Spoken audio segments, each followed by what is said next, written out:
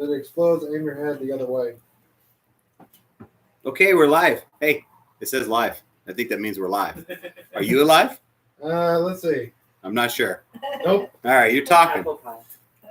Good evening, TCI family out there that watches the broadcast. We got a lot of exciting things, so I'm going to get into it because we only got 15 minutes for me to give a message.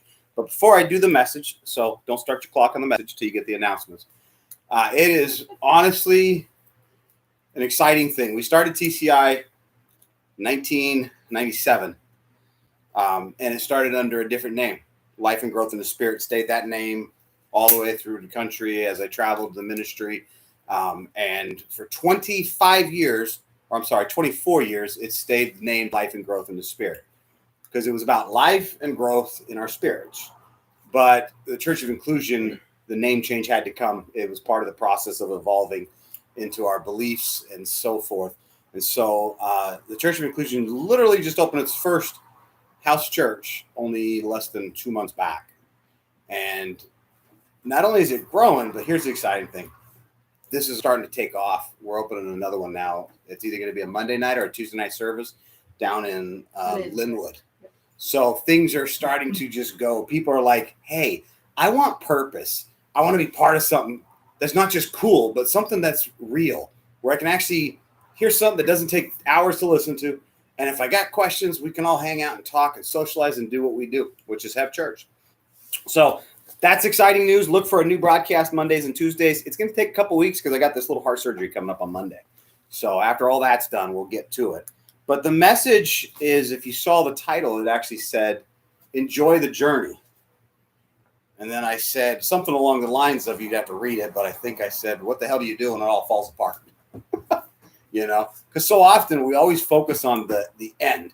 And I'm going to be the one that says I do it because I do. I'm all about, I'm about closing deals. I'm about getting me that paycheck. I'm about, it's the end deal. It's let's get the wedding done with. It's let's get this finished. It's always that. And so for those that you guys, most of you know this, but my brother Steiner, he died.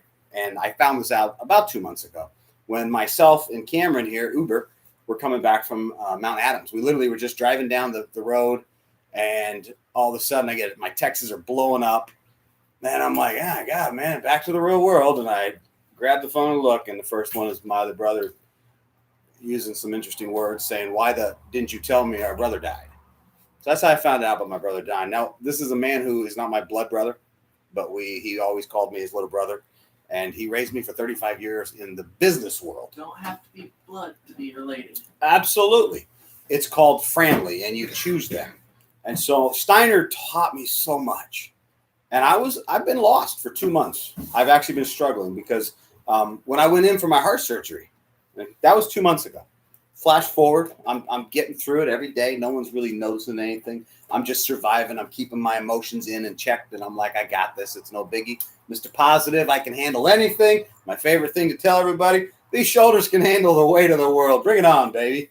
And then only a couple weeks later, I think it was to be exact about 4, I'm up on right here, and I got some heart problems, and I'm coming down. I don't really say anything. The wife and me come up and do some things up here, and then I'm having a massive cardiac event, and I'm just not really wanting to talk about it. And I'm like, yeah, I can get through this. And, you know, we get down to the other place where we live down south and stay sometimes, and we go there, and all of a sudden, I inform her very casually as I got to the house, hey, so I know you're going to go to work, but I need to go check into the hospital. And then I was instantly called going, okay, so they're taking me in for heart surgery in the middle of the night. What? So the whole world stops, right? Now you got a heart surgery. Then you go in and you can come back out. They're like, hey, guess what? We can't fix your heart. We got a guy that can do it. This is all he does, but we can't fix it. Okay. So now we got options, but your heart's, good blood flow. We got some problems. But we got a plan. So they set dates for surgeries, and that's this one coming up tomorrow. So again, all this is being processed. I've got another doctor that says they can do the surgery, and there's 2 now surgeons and 2 different doctors, and I've got to decide, who do I go with? What do I trust? And so the first thing I do was I sat with my wife, who's my best friend, and said, what's your advice? You know everything. So she advised me. And the first person I went to call was Steiner. And I'm dialing the phone. I walked out. I'm on the phone. It's dialing. It's ringing. And I'm walking and I'm waiting. And what am I going to say? Like, okay, I guess. And then the voicemail hits and I went, oh my God, he's dead. So he was a pillar in my life. He was that guy. He was one of the 3 or 4 in the world that I would call, no matter what the situation of crisis was.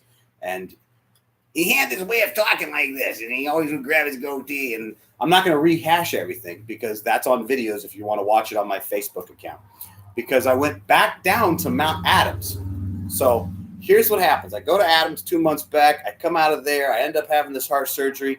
After the heart surgery, they sit my wife and me down. They tell us, you're not going to even make it to the wedding, which was a week away.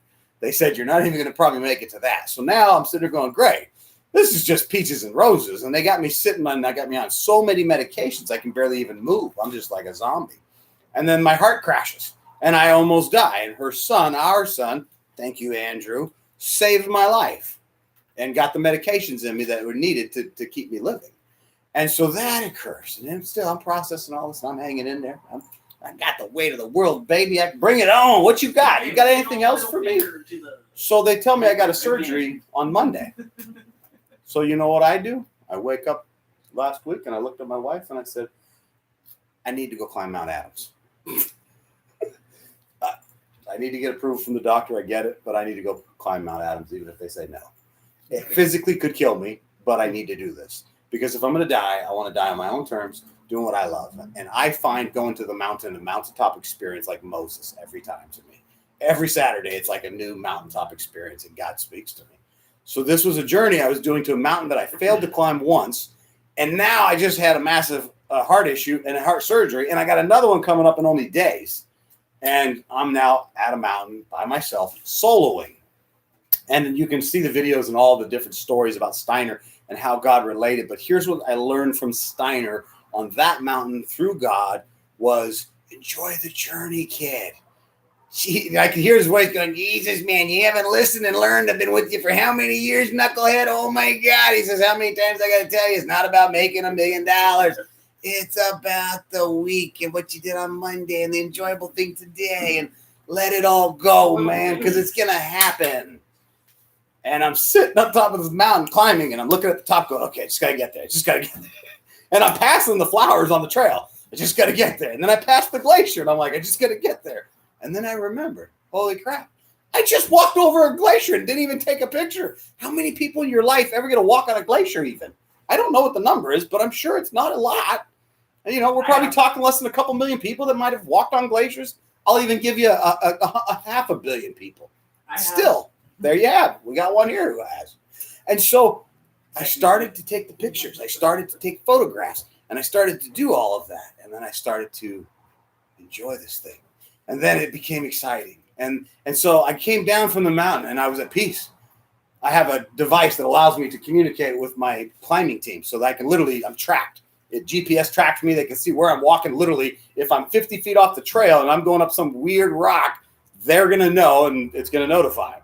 And they can send me, hey, what are you doing? Why are you standing on a cliff? You know what I mean? So I'm doing that and we're communicating and I'm sitting here coming down and I said, it's been a miracle. I received my miracle on the mountain. And my miracle was this. How do I take and survive? Because my question on the mountain to God was this. My whole life, I've taught we have to have mentors. We have to have mentors. We have to have mentors. We have to have mentors. We were talking about today, accountability partners. That's what a mentor is. We need mentors. We need mentors. We need mentors. How do you become a mentor? How do you become a mentor when your mentor dies and you're not prepared to be the mentor? And then all of a sudden, someone asks you a question and you look and go, wait a second. I think that's the question they made for him. And then you look back and him's dead. It's now you. And now you're at this place. So now I'm questioning that as I go up. But I come down and God solves that issue. I got it resolved with myself and the universe and Steiner. And it was an amazing trip. Only to wake up the next morning to get the worst gut punch I could get, which is that one of my 3 dads died. And that was 2 days ago, right? So it's been 2 days. So 2 months. The devil trying to bring you down.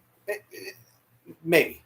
It's been 2 months from the first death to the climb fail, to the heart procedure, to the almost dying, to the wedding, to my dad dying. And on Monday, I got to take on this big surgery. So I've sat there for the last 48 hours and I have just kind of been at an uneasy state. And then this morning, I have a legal battle that I've been involved in for years, custody and stuff, and ex-wife and things. That was a bloody nightmare. And so when you pack all of this on, they're all gone. They're all dying. The dads are gone. The pillars are gone. Who do you call?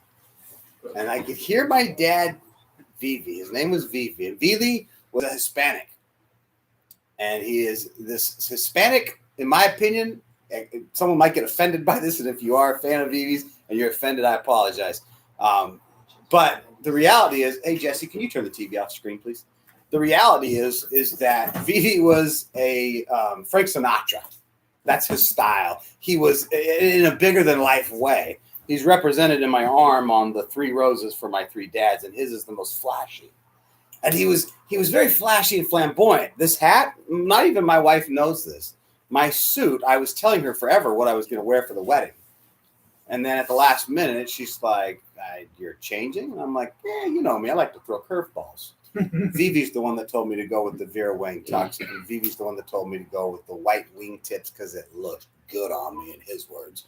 And then I said, well, what do you think about a hat? He goes, give me some ideas. And I sent him some, and there was 3 of them. Always keep them. And this right here was one of them. So this is a man that I cherish. And he gave me my name, Mr. Positive. That's how I got it from him. Because he is actually with me. He was the man who cut my hair when I was born. And for 47 years, he's been my actual confessor. I have sat in that chair and confessed everything I've ever done in my life to that man. Not a thing has not been said to him. He knows it all, or knew it all. And he would never tell me what to do. But he always had this way at the end, and he'd go, man, you had your whole face shattered as a kid, and you know what you took from it? That God's going to let you help other people when their faces are shattered as kids. You're such a positive guy. You're Mr. Positive. And that's how that name grew. Well, I wasn't feeling Mr. Positive in the last 2 days. Let me tell you how I felt. I felt like a guy in the Bible named David and a guy named Job. Because Job's a guy who lost his children. They all died. These horrible things. And crap just happened. So what the hell do you do? What do you do? So David's sitting here, and it's interesting. It's the Psalms 42, verse 5. It says, why are you, this is David talking to himself. And I found myself doing this because of a sermon my dad taught me once.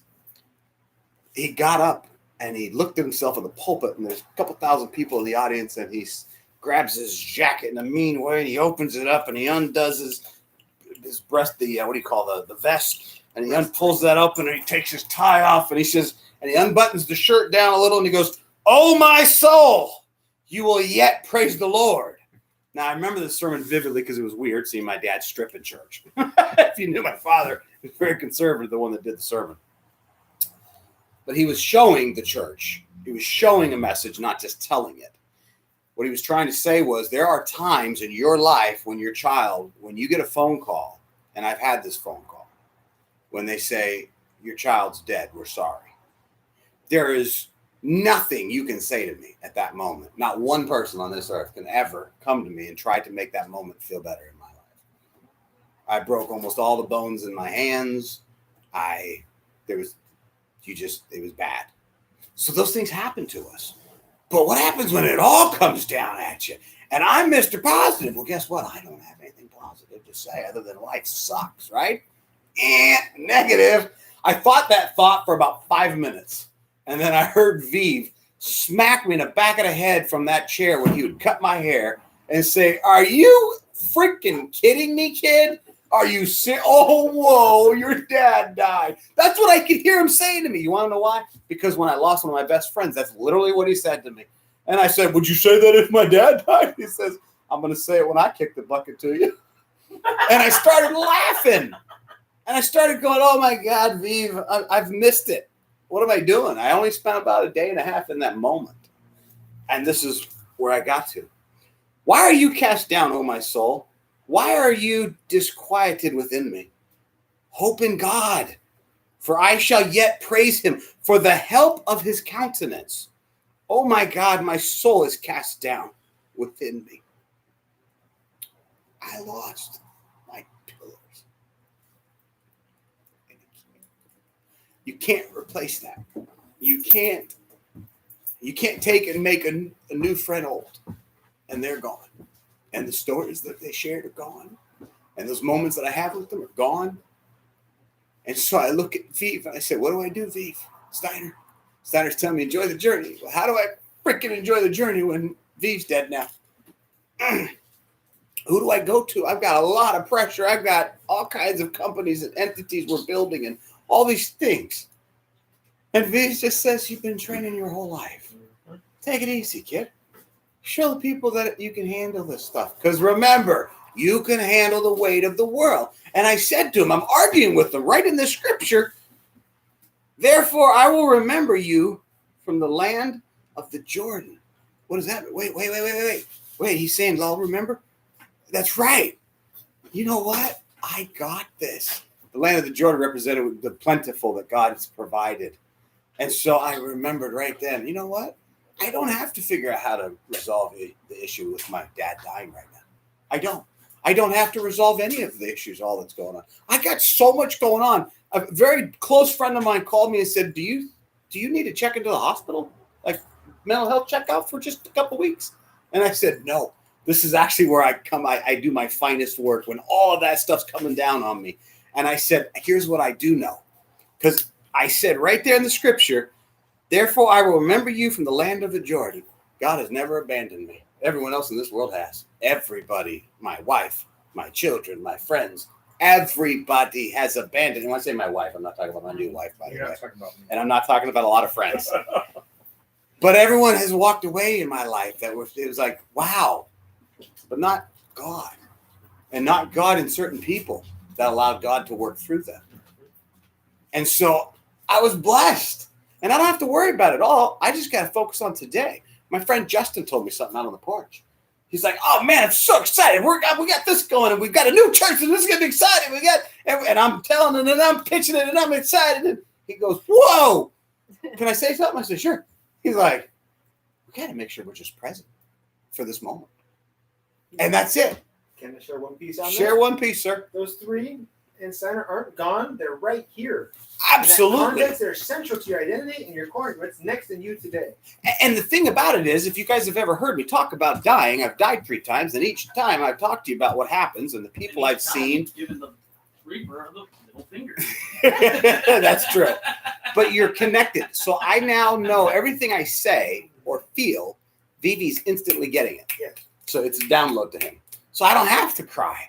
Vivi can sense my tears. Ooh. I don't have to go into the back and tell everybody, hey, leave me alone. You don't understand, okay? You didn't just lose your brother and your dad and have a massive heart surgery, and then you got another one coming up on Monday. Anybody think I could say that and be justified? Absolutely, but let's continue here. And from the heights of Hermon, from the hills of Mizar, deep calls unto deep at the noise of your waterfalls. There's a whole sermon in there. I'm not going to get into it. All your waves and billows have gone over me. The Lord will command his loving kindness in the daytime, and in the night his song shall be with me. A prayer for God, a prayer to the God of my life. This is David, a prayer to my God of my life. I will say to God, my rock, you have forgotten me. Why? Why do I go mourning because of the oppression of the enemy? Why am I crying? Why do I feel like I'm so overwhelmed? This hurts. I don't get it. I'm just trying to change the world a positive way. Can I get a break? Do I get an uncle? You know, you're going to say, uncle, and it's supposed to stop. You don't get do-overs in this? So we continue. As with the breaking of my bones, my enemies reproach me, while they say to me all day long, where is your God? The legal battle and some of the things I have to go through, that's what I feel like right there. I'm like, God, David, you got it. You got me, buddy. And then he finally asked the question one more time. And I'm asking everyone here this question. Why are you cast down, O my soul? Why aren't you disquieted within me? Hope in God. For I shall yet praise him, the help of my countenance and my God. And he switched from my countenance at the end. In the beginning, it was his countenance. And there's a whole sermon in that. If you have time, delve into those 2 words and you're going to find an awesome study. But it's real simple. What is your hope in? Is it in the end getting to the mountain? Or is it just enjoying every step of that mountain and seeing the little prairie pup that was crawling out of the rock? And how about the fact that I slept on a place that had millions of spiders that had hatched in the spring, and I was watching them crawl everywhere as I'm sitting there paranoid, terrified of spiders going, Jesse, where are you to kill the spider? Knowing, wait, I'm on a mountain by myself. And I found joy in that. I found joy in the fact that I ran out of water and almost got into some health problems. I'm so overwhelmed and excited about that because I've changed my mindset. My mindset is not, because I have friends that call me all the time and they tell me their whole life's on hold, and I ask why. And they say one of the 5 things I just mentioned, they say one of those things happened to them. And I get that. I'm not belittling the one thing if someone died in your life this week, or if your business, or if you had a heart surgery.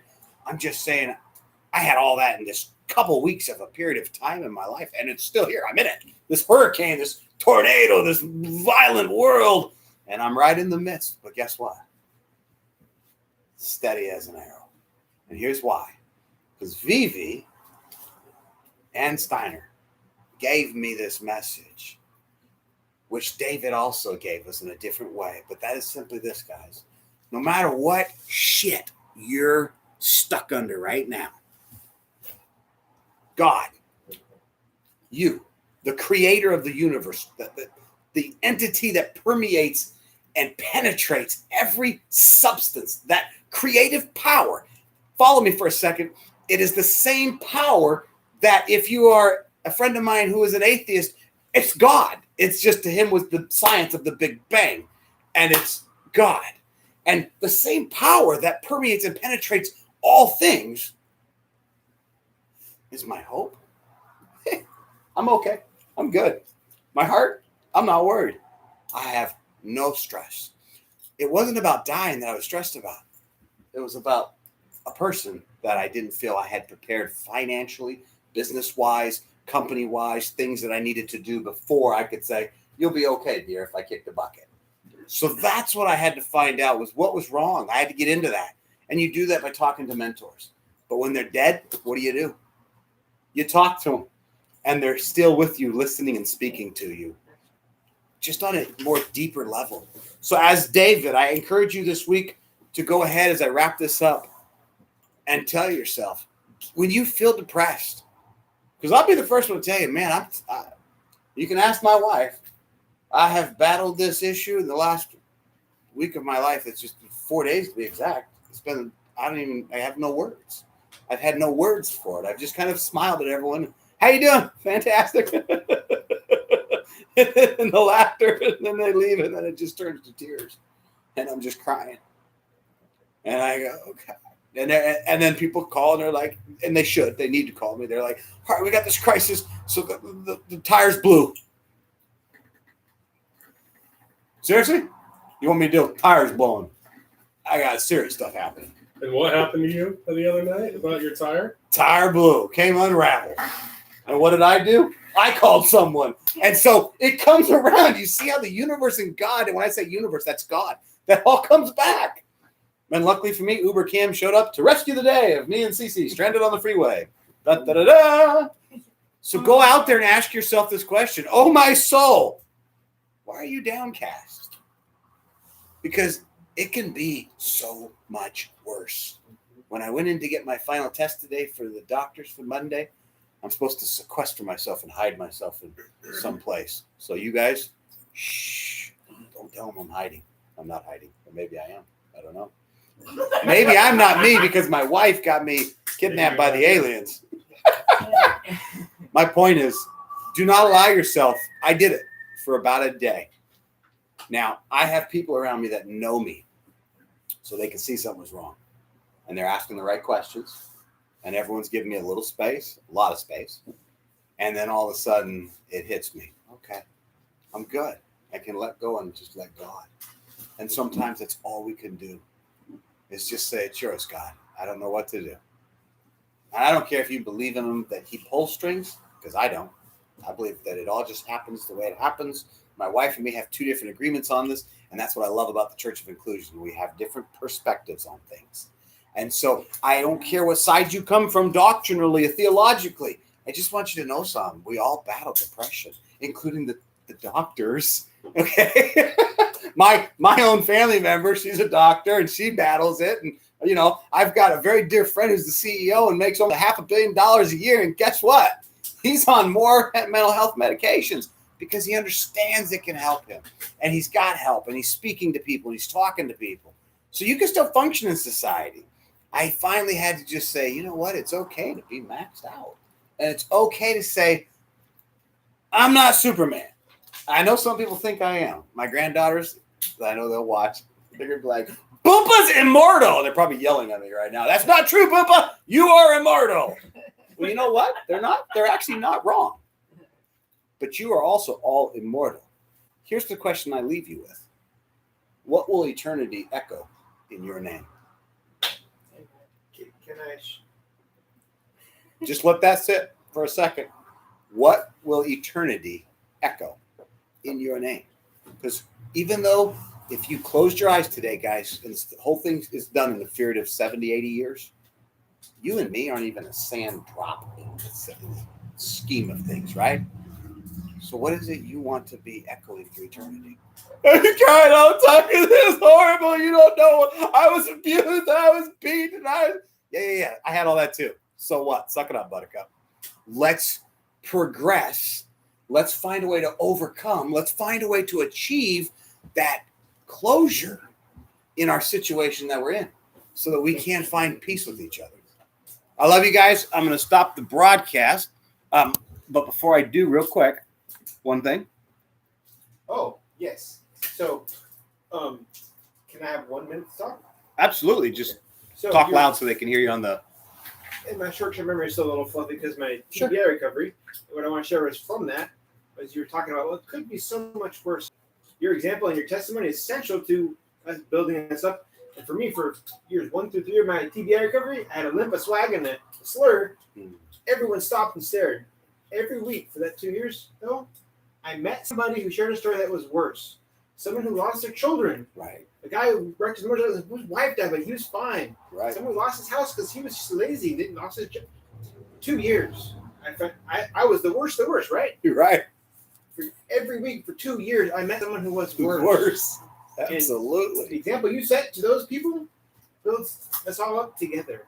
So that was That's beautiful. empowering for me. That's beautiful. We're all in this crazy world together. I always leave with asking our first lady of the church. Most of you don't know, Cece. No, don't know me. You know, my a friend asked me today how I was, or it was yesterday, how I was doing in all the midst of all of this, and I just reminded them that I'm a mature person, and God has always been with me, like Jonathan was saying, and I think that's one of the things that connected me the most with him when we first started dating is he's like, yeah, everybody's abandoned me, but God's always been with me, and I'm like, yes, I reside with that because that's how I've been. So in the things that we go through and all the things that we experience, I just want you to tune into the joy of the Lord because he gives you strength. The joy of the Lord is your strength. There's a scripture, I don't know where it's at, but it's one of my favorite. It reminds me, I say it to myself all the time. The joy of the Lord is your strength. I post it all the time. The joy of the Lord is your strength. And I think that resides with me sometimes too, because back in the day, I used to think, you know, Satan controls me and nobody's going to control me but me, you know, that kind of thing. So it goes into that. But now I'm like, it's true. Nobody does control me but me. My joy is my joy. How I present myself to the world is me. And how am I doing that? What am I presenting? It's important. Viktor Frankl is a famed psychiatrist. It's one of my favorite. And my dad took me to see him at a conference when I was young. Here's the interesting thing. He was a Nazi concentration camp survivor. And he was asked lots of questions about it. Here's the interesting thing. He said, they controlled my body. They controlled me. They controlled what I ate, when I could eat, bathroom, everything. They controlled every aspect. But there's one thing they could not control one part of. My mind. It was mine and mine alone. I could go anywhere I wanted. I could be as happy as I wanted, even in a hellhole like that. So I take great comfort in that, and I hope you can find comfort in that. No matter what hellhole you're in, because right now, make no mistake, I am so far down a hellhole, but yet it's so beautiful where I'm at right now. My wife tells me all the time, you are beautifully broken or perfectly imperfect. Yes. Perfectly imperfect. Yeah. Well, of course I am. It's me. Go out there, enjoy yourselves. I love you guys. We'll see you next week. Look out for the new church. It's coming. Anyone else want one? Let us know. Thank you, guys. Next week, I'll